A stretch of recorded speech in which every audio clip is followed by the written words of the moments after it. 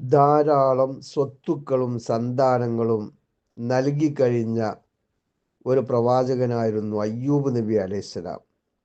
പിന്നീട് അള്ളാഹു അദ്ദേഹത്തെ ഒന്ന് പരീക്ഷിക്കാൻ തീരുമാനിച്ചു. അങ്ങനെ സ്വത്തുക്കളും സന്താനങ്ങളും അദ്ദേഹത്തിന് നഷ്ടപ്പെടുകയാണ്. ദേഹത്തിൽ രോഗം ബാധിക്കുകയാണ്. വമ്പിച്ച യാതനകളും വേദനകളും അനുഭവിക്കേണ്ടി വരികയാണ്.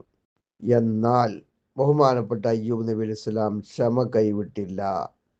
സൃഷ്ടികളിൽ ആരോടും സങ്കടം ബോധിപ്പിച്ചില്ല. വിഷമങ്ങളും പ്രയാസങ്ങളൊക്കെ അതിൻ്റെ മൂർധന്യ ദശയിലെത്തിയപ്പോൾ ഇത്രമാത്രമാണ് പറഞ്ഞത്. എന്ത്?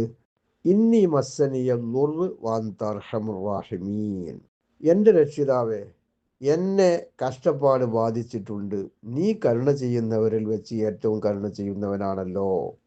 ഖുർആനിൽ മറ്റൊരു സ്ഥലത്ത് പറഞ്ഞത് ഇങ്ങനെയാണ്: പിശാച് എന്നെ ക്ഷീണവും പീഡനവും കൊണ്ട് സ്പർശിച്ചിട്ടുണ്ട് എന്നാണ് പറഞ്ഞത്.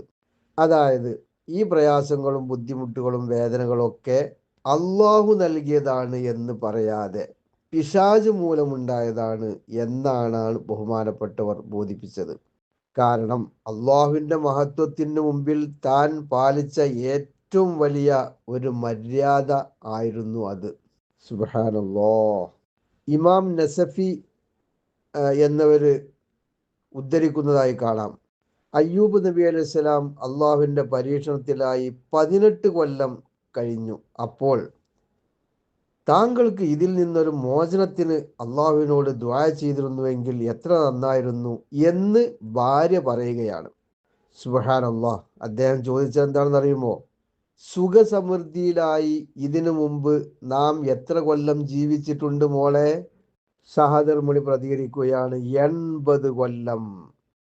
അപ്പോൾ അയ്യൂബ് നബി അലൈഹി സ്വലാം പറഞ്ഞത് എന്താണ്? സൗഖ്യത്തിൽ ജീവിച്ച അത്ര കാലം പരീക്ഷണത്തിൽ കഴിഞ്ഞിട്ടില്ലാതിരിക്കെ അക്കാര്യത്തിൽ അള്ളാഹുവിനോട് ദുആ ചെയ്യാൻ എനിക്ക് നാണമുണ്ട്. സുബ്ഹാനല്ലാഹ്. നോക്കൂ, വലിയ പരീക്ഷണം വന്നെത്തി. എന്നിട്ടും എത്ര വിനയത്തോടെ മര്യാദയോടെ ആണ് അള്ളാഹുവിനോട് പ്രാർത്ഥിക്കുന്നത്. എന്നെ നീ കഷ്ടപ്പെടുത്തിയെന്നോ എന്നെ അടങ്കറാക്കിയെന്നോ മറ്റോ അള്ളാഹുവിനോട് അദ്ദേഹം പറഞ്ഞില്ല.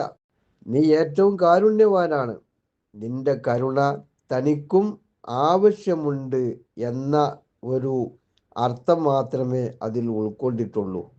വിനയാന്വിതനായി ഉള്ള അപേക്ഷ മാത്രം, പ്രാർത്ഥന മാത്രം, പരാതിയില്ല, അസ്വസ്ഥത പ്രകടിപ്പിച്ചില്ല.